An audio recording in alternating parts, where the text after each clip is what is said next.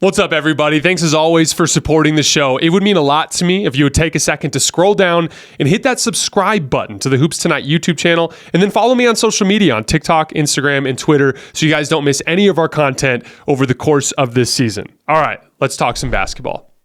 Here's a Warriors fan. Sorry, Jason, but we have the receipts. Show after show, you've said it's not time for the Warriors to panic. Just trust the vets. They will come around. Guys like Kuminga and Moody just aren't ready, etc. Now tonight, you're saying something needs to change. You're right, but you're late. Dub Nation has been saying that for the whole year, and now you and Kerr are starting to buy into it. I reacted to new information. I don't know what else to say. You know how the Warriors won 2 games this weekend? Who they beat? Portland and Brooklyn. And Brooklyn's a solid team, by the way. I was always a believer that when healthy, if they could just kind of get some steady play for a few months, that they would be fine.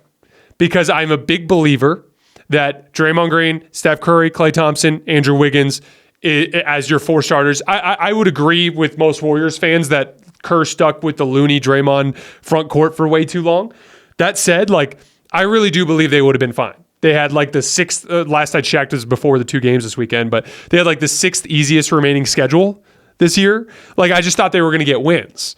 What happened is Draymond got suspended. When Draymond got suspended, that is new information, and it changes the dynamic of the season, right? For instance, at the time I said that recording out, they were 3 games back of the 10 seed. Now they're 2 games back of the 10 seed because they went 2-0 this weekend.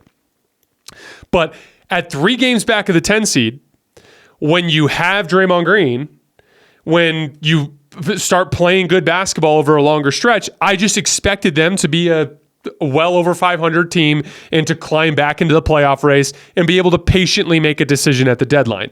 Draymond suspended his suspension, and we just got a report this morning he's going to be out for at least 3 more weeks. That means he will miss the better part of 15 games or so.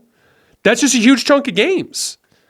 And without Draymond going, let's call it 7-7 over a 14-game stretch, it's just going to be really difficult.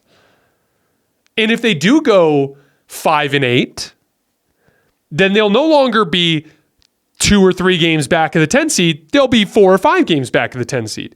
Now it's just really challenging to get back into the standings from that far back halfway through the damn season. That's all I was saying. Obviously, my opinion changed because Draymond Green's suspension removed the 2nd or 3rd best player from the team for damn near a quarter of the season. It is a significant piece of new information. I, generally speaking, wasn't going to panic on the Warriors for the same reason the Lakers had their late season stretch last year. The Warriors have clear salary filler and assets to make a deal. Chris Paul is clear salary filler. Jonathan Kuminga is a clear asset. So if they choose to punt the whole damn thing and go in on young guys, they have Kuminga, they have Moody, they have Trace Jackson-Davis, they have Brandon Podziemski, they can rebuild, right? If they choose, no, we want to rebuild around Steph, they've got a clear package. Kuminga and Chris Paul, draft compensation, you're going to bring back quality players, and then you'll be able to make a run. And would they probably be in the lower half of the standings? Sure.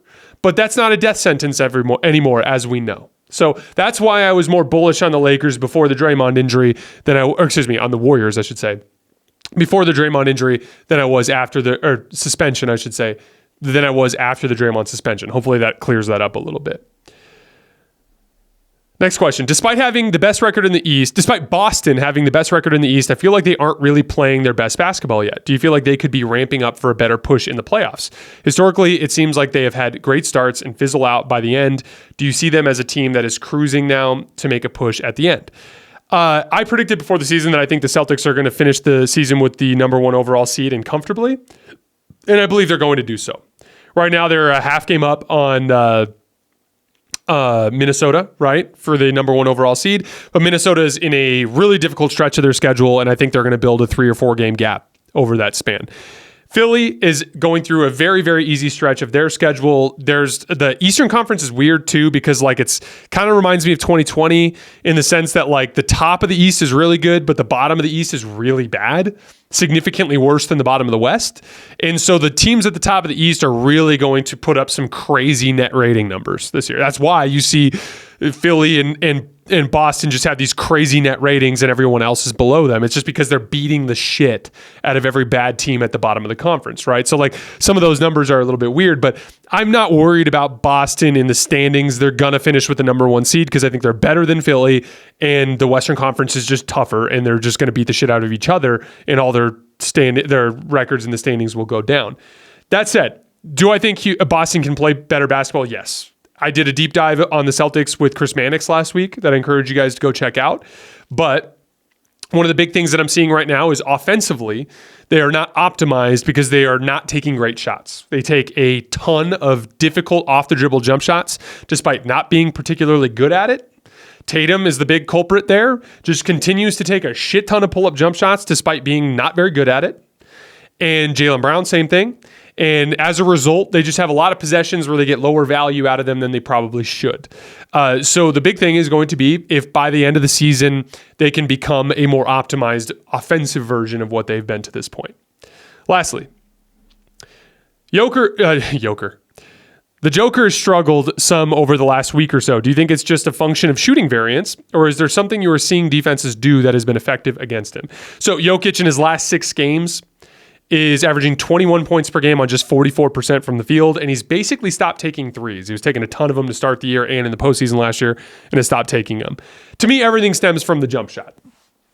To me, it's a bigger concern that Jokic straight up stopped taking threes, not entirely, but has gone significantly lower volume taking threes because it just makes him that much easier to guard. You know, a big part of Jokic's postseason success last year was nailing pick and pop threes and attacking closeouts when guys closed hard at him at the top of the key.